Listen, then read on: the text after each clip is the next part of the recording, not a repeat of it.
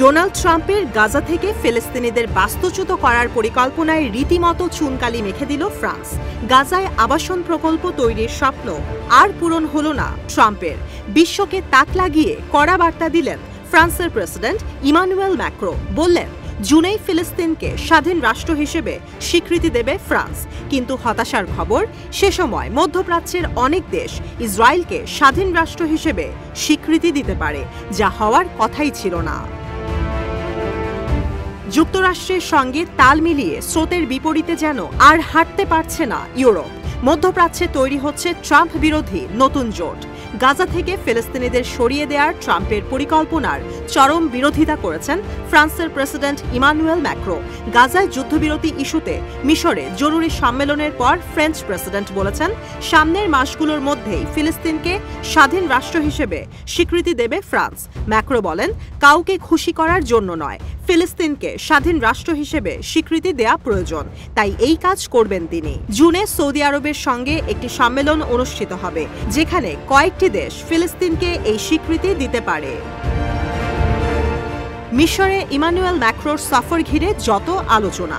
সফরে অনুষ্ঠিত হয় গাজা নিয়ে মিশর, জর্ডান আর ফ্রান্সের জরুরি সম্মেলন, যেখানে জোর দেয়া হয় গাজায় দ্রুত যুদ্ধবিরতি কার্যকর এবং উপত্যকায় সীমান্তে আটকে থাকা ত্রাণ প্রবেশের অনুমতির জন্য জরুরি পদক্ষেপ নেয়ার।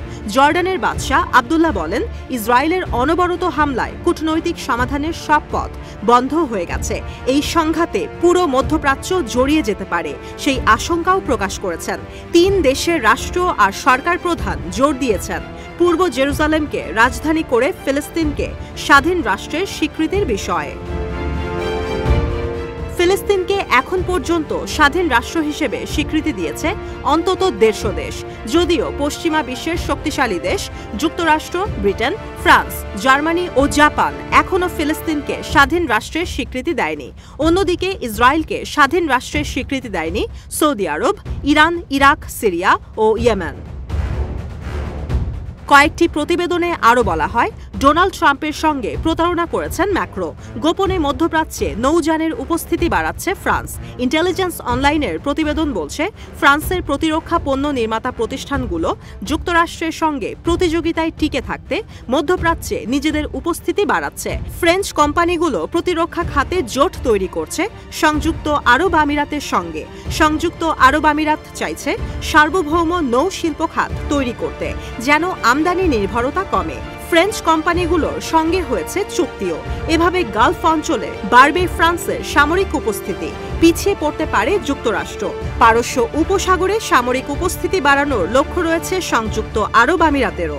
ফ্রান্সের নৌ প্রতিরক্ষা পণ্যগুলো যুক্তরাষ্ট্র আর চীনা পণ্যের সঙ্গে প্রতিযোগিতায় টিকে থাকার চেষ্টা করছে।